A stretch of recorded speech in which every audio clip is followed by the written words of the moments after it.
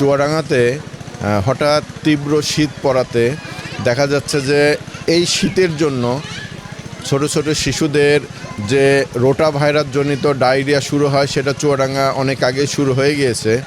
এখন এই চুয়াডাঙ্গা সদর হাসপাতালে প্রতিদিন আউটডোর এবং ইনডোরে আমাদের প্রচুর পরিমাণ শিশু ডায়রিয়া রোগী আসছে, যাদের সেবা দিতে হচ্ছে। তো প্রতিদিন দেখা যাচ্ছে আউটডোরে আমাদের প্রায় 200-250 রুগী দেখতে হচ্ছে, তার মধ্যে প্রায় 2/3 দেখা যাচ্ছে ডায়রিয়া রুগী চলে আসছে এবং বাকিগুলো ঠান্ডা সর্দি কাশি আসছে।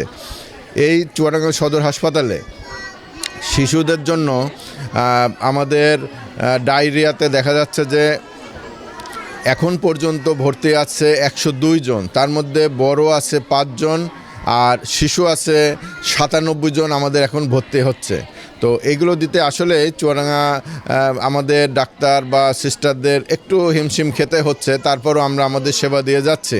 তো মা বাবা এদেরকে একটু সতর্ক থাকতে হবে যে একটা বাচ্চা হঠাৎ যদি তার পাতলা পায়খানা শুরু হয় তাহলে সাথে সাথে তাকে স্যালাইন খাওয়াতে হবে। স্যালাইনটা তৈরি করতে হবে 1/2 লিটার পানিতে 1 প্যাকেট তৈরি করতে হবে। এটা 7-8 ঘন্টা ভালো থাকে।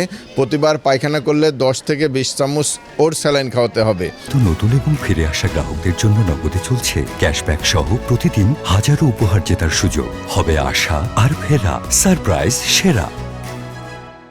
যদি দেখা যায় বাচ্চাটা স্যালাইন খাওয়ানোর পরেও বাচ্চা নেতিয়ে যাচ্ছে বা বাচ্চা স্যালাইন খাচ্ছে না, অসুস্থ হয়ে যাচ্ছে, সেই ক্ষেত্রে ভর্তি হতে হবে।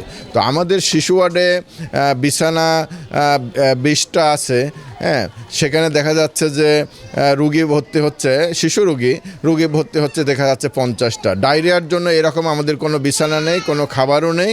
তো দেখা যাচ্ছে আমরা আলাদা একটা আইসোলেশন একটা ওয়ার্ড করছি, সেখানে প্রতিদিন প্রায় 100 করে আমাদের ডায়রিয়া রুগী ভর্তি হচ্ছে।